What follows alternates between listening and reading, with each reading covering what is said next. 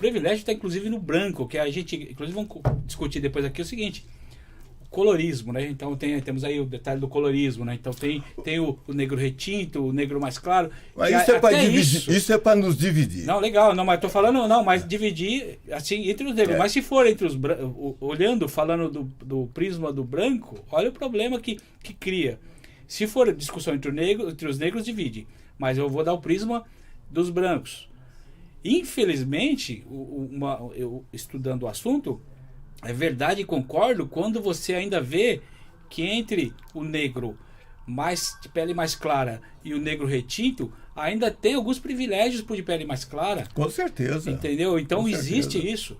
Isso que eu quero dizer. Então ainda tem aí o disfarce. Aí que está o disfarce.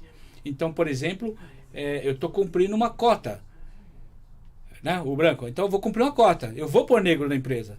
Só que eu vou escolher esse negro, aquele negro retinto, não.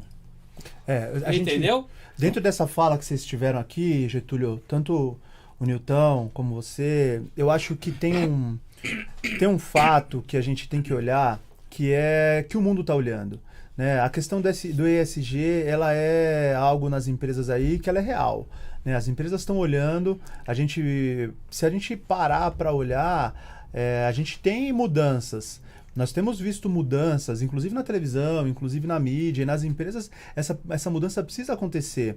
Esse debate ele precisa ir para um caminho hoje que eu vejo que é muito pensar na educação. A gente sempre discute cota, com certeza nós vamos falar disso aqui hoje, mas tem um ponto que a gente precisa olhar e que a gente precisa falar, que é da educação do ensino básico e do ensino médio no Brasil, das escolas públicas. A gente precisa olhar para esse troço, porque não adianta a gente ver que tem muitas empresas e grandes empresas fazendo uma movimentação para ter diversidade nos seus quadros, seja LGBTQIA+, ou de gênero, ou de raça, se nós, que somos negros, nós não estamos conseguindo fazer com que as nossas crianças estudem e tenham a capacidade de competir para entrar na faculdade, para ocupar os lugares nessas empresas, vai cair sempre nessa falácia, que é uma falácia que a gente sempre ouve falando, mas é muito difícil de achar. É a estrutura que é montada para que a gente não esteja nos lugares, e aí eu posso te falar da engenharia, que é onde eu tenho experiência. A gente tem aqui no Brasil uma coisa meio mística de que matemática é difícil, de que física é difícil, mas espera lá, nós somos descendentes dos construtores de pirâmide. Porra, a gente está fazendo engenharia